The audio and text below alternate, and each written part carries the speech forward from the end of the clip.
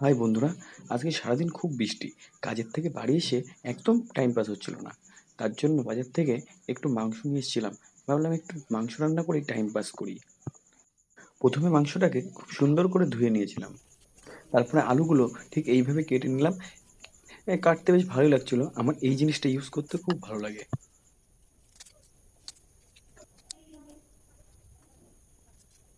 তারপর সুন্দর করে সেগুলোকে ধুয়ে নিলাম এবং রান্না করার জন্য যা যা প্রয়োজনীয় জিনিস দরকার সেগুলোকে সুন্দর করে কেটে এক জায়গায় করে নিলাম।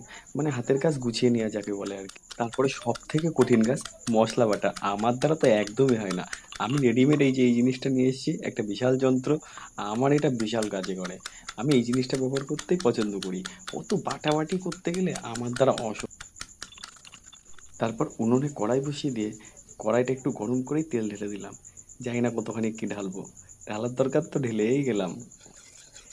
তারপর তেল গরম হয়ে গেলে কেটে রাখা আলুগুলো গরম তেলের মধ্যে দিয়ে দিলাম এক এক করে এবং ভালো করে ভাজলাম যতক্ষণ না আলুগুলো লাল লাল করে ভাজা হচ্ছে।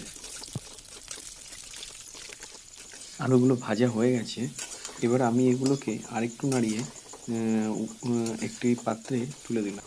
তারপর সেই গরম তেলেই পেঁয়াজ, লঙ্কা, তেজপাতা আর যাবতীয় যা যা দরকার হয় সেগুলো দিয়ে ভালো করে ভেজে নিলাম। সেই মশলাটা যেটা গ্লাসের মতো একটি পাত্রে করে থেতিয়ে নিয়েছিলাম সেই মশলাগুলো ঢেলে দিলাম। জানি না কেমন কী হবে, ঢালার দরকার ঢেলেই দিলাম। দিয়ে সেগুলোকেও একসঙ্গে পেঁয়াজের সাথে এবং লঙ্কা ওগুলোর সাথে ভালো করে সুন্দর করে ম্যারিনেট করে ভাজতে লাগলাম।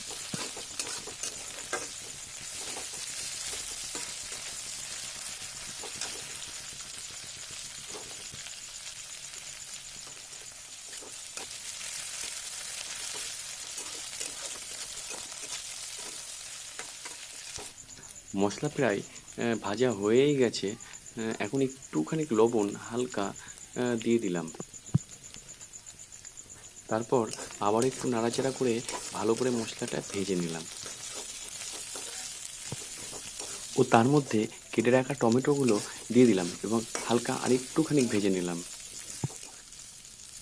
মশলাটা ভাজা হয়ে গেলে মাংসগুলো কড়াইয়ের মধ্যে দিয়ে দিলাম।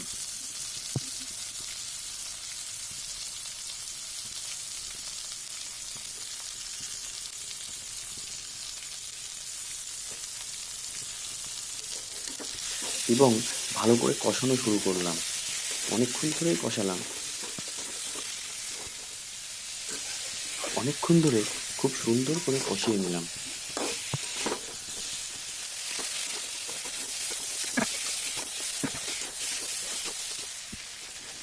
তারপর একটু কষা হলে ভেজে রাখা আলুগুলো তার মধ্যে ছেড়ে দিলাম এবং আবার কষানো শুরু করলাম। কষা হয়ে গেলে পরিমাণ মতো জল ঢেলে দিলাম।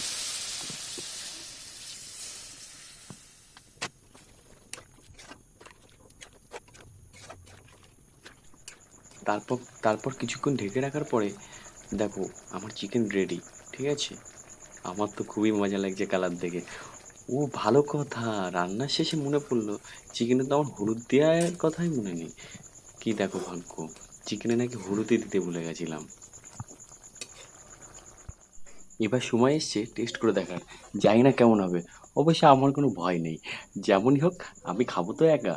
ঠিক আছে? খাওয়ারও কেউ নেই, টেস্ট করারও কেউ নেই। যেমন হবে আমিই খাবো। ভালো হলেও আমার হবে, খারাপ না হবে।